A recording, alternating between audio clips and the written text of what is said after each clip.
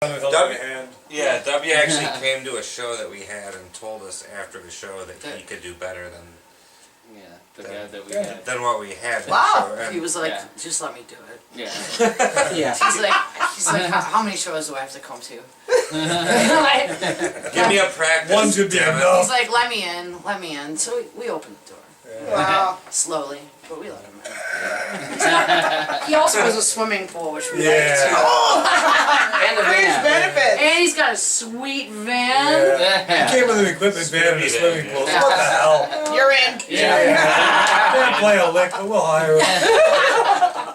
We have an album, a live album that we recorded at Audio Magic. We're just gonna call it the Audio Magic Sessions. It's just a live recording. We did it in like 1 or 2 takes. We had Audio Magic was kind enough to record us for free. And it was Price is right. yeah, it was very nice of them to do that. So we have that. Thank you to Robbie Thank Conkoff. Robbie Marty. Conkoff and Marty Peters for helping us with that, and to Bob Silvestri and Bruce Mosier for introducing us to them and helping us get that in the works. But now we have it. We just have to get it pressed now. We won the boom, so we have a little bit of money finally. Something that like most starving artists don't have is cash to invest in the band. Yeah, so because everything we ever make goes we usually don't take the money up to this point. We've been putting everything back into it. If we need equipment, if we need. You told me you was a Jamaican vacation. Doing a lot of, Excuse me, that beer's looking good over there. benefit work. Yeah, and we do a lot of. I like Bud Light Lime. Yeah, but we got that. That'll be We'll out. get a sponsor. You happen to see me at the bar. What I I want to be like. sponsored by Vintner's Pork Rinds. That's my actual dream because I think I have to rock it in like guitar guy in the front. Like I want them to caricaturize us. Are you listening? Yeah, Vintner's. Pork rinds? Please, pork rinds. I love them. They're so good. Sailor Jerry Rum, if you're listening. Canadian Leaf Whiskey, if you're listening. I'm at 50 ale. I'm good to go. Sign me up. Heineken, Diet Pepsi over here, if you're listening, Kimber. Kentucky Fried Chicken. The Colonel. The Colonel. Yeah. The Colonel endorses Randle. Yeah. I can see They could hologram him, and then he could actually That's endorse true. us. totally. We could do I that. could even like shape my beard like that. Yeah, you could Next, just play the Colonel. The next You should be the incarnation Colonel. of You know my what we beard. should be for We'll Halloween? give him a bucket. Oh, You've been playing sax for how long? I've been playing for 37 years, dude. Oh my gosh. Wow. But not constantly. I mean, I joined band actually because we used to get out of PE. To do it. Love this story. So You didn't like gym class? No, I didn't like gym class, so I was actually you'd be able to miss one PE session, then they'd also take you out of the regular. Right, that extra curricular. Yeah, so they take that. So that's why I joined band, and then just the whole time playing, I never really took it seriously. I never learned really to sight read music. I would listen to like the trombone players or and just learn it by memorize the music, you know. So, Yeah. and I So you play by ear. yeah, so or bullshitted my way through band, and then about my high school year, all of a sudden, then I can't even remember what happened. Somebody moved away and they threw me into a jazz band, and Wow. again, I was a nonconformist, couldn't read the music, so I'd figure out my own ideas or listen to the second tenor because I played tenor sax back then, and so I started going to all these jazz competitions. And Now, how old are you now? okay, so I'm 18, yeah. Okay. So I didn't blossom until my senior year of high school, I guess, if you want to put it that way. She Blossomed. So yeah, I started going to all these state competitions and winning best soloist and all that. And so my senior year, after senior summer, I got to tour with this band called the Oregon All-Stars, which was all the best high school players in the state of Oregon, and played with Oh, jeez. That's a long, far ways away. Yeah, Kim's from Oregon. Yeah, That's yeah. just called California Kim. Figure that out. Yeah, well, I was born in California. And then from there, Wait, there's not a lot going on in Oregon, is there? Oh, I think of no. like wagons and. oh no, it's on the trail. No, you got Portland, Oregon, which is I think of one of the mushrooms most and weed and livable rain. metropolitan cities. I know you think of Seattle, but actually that's But that's Washington. yeah. But Courtney Love actually started in Portland, Oregon. That's where Kurt met Courtney at Mary's Strip Club, and we used to actually go watch her dance there too. And Oh, no kidding. Yeah. Did she pole dance? Yeah. Did she? Yeah. That dirty little hoe. That's another. That's where it blocks and Love you. But then where I started picking up my Long time. Play a long time. where I was a little different, where I said I was unconventional, all these other sax players would listen to, you know, Charlie Parker, you know, Bernstein and all that, trying to one of these licks. I listened to Eddie Van Halen and an electric violin player called John Lupani and a lot of Frank Zappa. So that's where I would Wow. learn a lot of my Now that's a sax combination. Yeah, right? you know, and in fact, I actually almost got kicked out of jazz band at a competition because it was during a song, Sweet Georgia Brown, and I decided, instead of playing sax solo, I took off my mouthpiece, and I got on my knees and did a mouthpiece solo at this jazz Oh competition. my God. And my conductor pulled me out and said, you know, you're out of the band, I'm kicking your ass out now. But then I got top soloist from the competition. We got the top soloist in our band And then it right kind of there. changed the thing. So, you know, I graduated, I had all these talent grants, but then I didn't have no support from my family. Aw. Because I was touring over the summer, I wanted to borrow $500 from my father to get an apartment up in the metro, and he said, no, music's not a major. Oh God. And so then I had to do a lot of digging and research, and then what I found out was you can edit some of this, I'm going on. It's okay.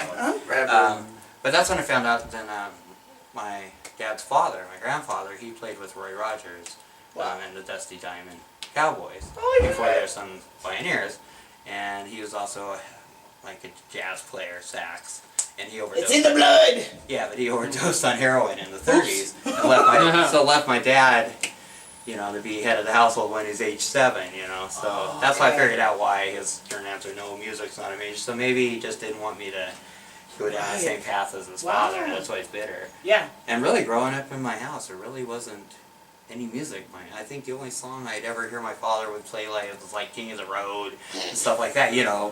I mean, there was never really any, you know, so actually I got most of my music from my brother, you know, older brother. Hi Jim, you're an asshole too, but I hate my family, by the way. My family's all fucked up. But, so it just went from there, and then, like I say, when I was also a senior in high school, I'd sneak into the Spiker bar to do open mics, and that's where I kind of just started evolving. And you said, yeah, there's not much going on over there, but this was on the I-5 corridor, and in the, you know, early 80s, a lot of these bands would hire a band to play, you know, out of the Bay Area or LA or whatever they be. That's how you tour on the West Coast. You just go up and down Interstate 5 Okay. from San Diego up to Seattle. You know, it's just one, instead of the loop of Yeah. You just we have go here. right- Yeah, you just go up and down the highway and hitting all the bars there. So these bars would, you know, these bands would stop in my town and they'd play for 2 weeks. Wow. And so I just kind of started getting this nickname back then. Hey guys, you know I'm transgender, by the way. They used to call me Sax Man. So, I mean, so I'd be in this bar, it wouldn't even be open mic, and, you know, all these, you know, gang members would all of a sudden just start chanting, Sax Man, Sax Man, Sax Man, you know, and they would force the band to let me go up on stage. Nice. So I'd be, you know, playing sax solos to these hair bands or Yeah. whatever, because that was just, you know, that's pretty Right. much what you had in a biker bar in the, you know, early 80s was all the hair metal. So I'd be playing sax to hair metal. So I think that's where awesome. I think that's so badass. so I think that's where I kind of adapted, where I do a lot of those weird sounds and Yeah. squeals and the And they're you know, sexy you too. know. They're going on. I mean, So I what think you do is very yeah, nice. so I think that's Nice. what developed me. Okay. Okay, where are we? So now you're back. So now you're in Buffalo. Yeah, so now I'm in Buffalo. I started jamming a little bit around here, but yeah, How did you find these guys? How did she find you? How did that she work? find me? I This is love fun. this lady. Okay, so I stopped playing. I just I kind of You came here and hung it up. I started. Yeah, I did guitar, and I had a band called Invisible Children, and I had some other anger the band. Because, my best friend in Portland was murdered in a hate crime. Oh my and gosh. all that, so I started kind of writing more. I don't know. Yeah. Anger songs, Yeah. you know, just, you know, putting more of the transgendered issues forward. So I had a little side project called Invisible Children. I played a couple song saxes. The rest of the time I actually detuned a 4-string guitar and it was more punk. Okay. And then I stopped. I kind of started feeling like the train bear. So how I met them is, it was last year at Infringement. Yeah, I had a really bad doctor's appointment, and after I left it, that was like July 25th last year. I pulled into Big Lots parking lot, and I started making a bucket list in my head, like, you know, like, okay, well, fuck this shit. I'm not getting well. So one of the things I said, you know, I should get back on my music in the back of my head. So the next day I went out. This doctor wanted me to write everything I was doing to see how I could control my levels. So I was really pissed off. So I said, all right. So I wrote down everything I consumed that day. So, alright, I had 8 PBRs, 2 double bourbon and 7s, I took 2 bomb hits, you know, I had a piece of birthday cake. I wrote it down. A piece of birthday cake! Wrote it down, and then I felt, you know, I checked all my, you know, blood sugar levels, and I was, like, normal. First time I had normal levels, you know, so I continued. So at this time, I meet some new people on the patio and Fringers. So then I'm, you know, so I'm all drunk, so I'm talking my shit, you know, trying to get into this girl's pants, actually. And I was. I was going, well, you know, I used to play these bands. That's why we're in this band. Okay. Alright. Yes. Okay, so I'm on the patio. I'm on the patio at Nietzsche's. So this girl calls out my bullshit, you know, says, alright, so you say you play the sax. You know, let me hear you play that sax. You know, and I'm like, oh shit. And I hadn't played it for 7 years, you know. Wow. I Oh hung no. it up. I literally went upstairs to my apartment, and my horn was still uncased, and it had like even a hole in the reed. I grabbed that thing and I walked down to this open mic, and my friend like flagged down. I said, I can never play alone. I always need some type of, because like I say, I don't need music or a solo. I play by ear and I go off of the... Whatever's going on. Yeah, that's why I'm usually always sitting next to Rob when we're playing, or need, you know, I need notes so I can... Right. So you know where. Because I don't know sit. the hell. I mean, they say this is in the key of E. I'm like, what? Yeah, well, you just I- play what fits. You know, okay, that note. So then, you know, so I went and played this open mic, and it was during Infringement, and then I got invited to go play... What happened with the chick? Huh? She called your shit out. Let me see Called you my play shit. sax. So you got the sax and... That didn't work. It didn't work out, but that's probably good. Sorry. That's a whole nother long That's a whole story. nother story. That's a different blog story. Blog episode, yeah. Shorty on my patio, a little bit of the story, but. Yeah, it is too.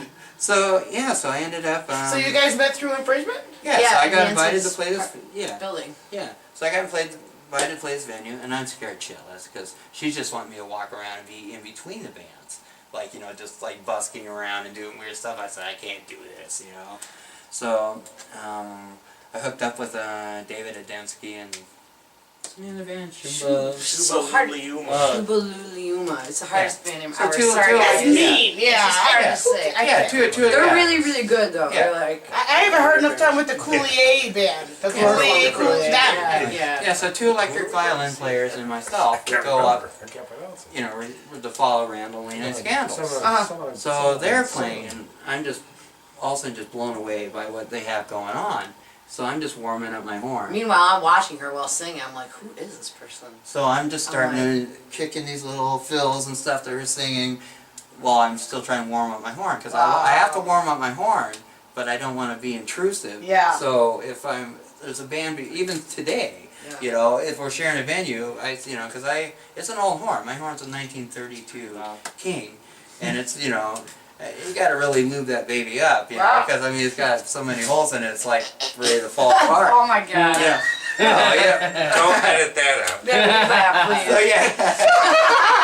Well, that is basically what I'm doing, though. You know, I'm warming She's it up, lubing the holes. but I'm, you know, I'm putting, I'm getting those holes lubed up. You know? She's really old. You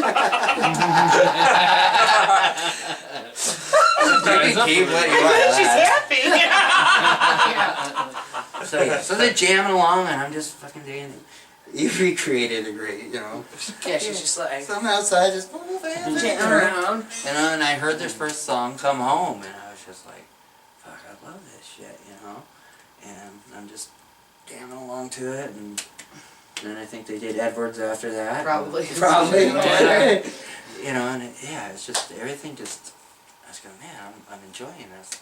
But then I went in with Electric Bones, did this mid-eastern half-tone chromatic stuff, and then she came up and I met her after. She was and she's like acting all shy and stuff, which is crazy to me because this girl is not shy. I'm very. She was like all quiet and reserved, like, which when I laugh when I look back at it actually. Yeah, we me were just too. like kind of scared and shit. Now wait a minute. You just got done talking about before you started your own band. You I didn't know. want to because you didn't think you were I good know. enough. So it's the same thing. Yeah, you exactly, know? exactly, and that's exactly how it was. It was like she was real shy, and I'm like, what do you do? I'm like, I'm blind to what she did. I'm like, what do you do? And like, you know, I'm like, do you play in a band? She's like, no, I haven't played in like 7 years. You know, I'm just kind of sitting in with this next band. I'm like, dude, I'm like, it would be awesome if you played with us. I'm like, play with us, man. Just play with us. Yeah. I'm like, we're playing at Nietzsche's in like a week. Told her the date. I got her information. Yeah, I'm August like, I'll 23rd. call you. And she's like, well, I live above Nietzsche's. I'm like, Oh my god. Yeah. that's perfect. Yeah. So then I tried to call her, and like I really thought you were gonna like not show up. Like I really thought she wasn't gonna show up, and I was like not gonna let that happen in any way because once I get an idea in my head, like you can't Yeah. stop me. I'm like, Yeah. Right. like I would have knocked down her damn door. Like I would have. Like Yeah. seriously. Like so I called her. I'm like, you gotta come. It's tonight. Yeah. So we go to play our first show together. She shows up downstairs. We were like halfway through the first song, and she like got all of our originals off the internet and had like written parts of them in like a week's time. And it was so awesome. Like we're in the middle of the song, I'm just like looking at everyone. I'm like, this is awesome. Yeah. This is so freaking Yeah, she's awesome. jumping I up was. and I was down. like, want her in my I'm like, band, I want her in the my band. Like we're in the middle of a song. I'm like, she has to be in our band, you guys. Yeah. I'm like talking to them in the middle. Halfway of through the second song, she You don't turns care, to me right? and she Oh goes my exactly God. like this. I did She too. goes, Kim, I want to travel the world with you. Will you join my band? I did. And I said yes. I did too. Oh my A god. year later, Yeah. we're still blissfully in the throes of, you know, newlywed. I mean, she. No. Yeah. Honeymoon's almost over. You know. Yeah, yeah. Our civil union. Actually, my marital status on Facebook, I'm in a civil union with these three. We don't have time for anyone else. So, yeah. Wow. But it was like, honestly the coolest thing ever. It's the best, That's a like, great story. hands down edition, like, It's a ever. Like, great story. yeah. It was Oh my super God. cool. It was like, it really Rob's was. is pretty But good too, Rob's is really cool too. It's all faded. Let's turn to. Okay. Yeah. And now go smoke Oh. a cigarette. Yeah. Rob's turn. All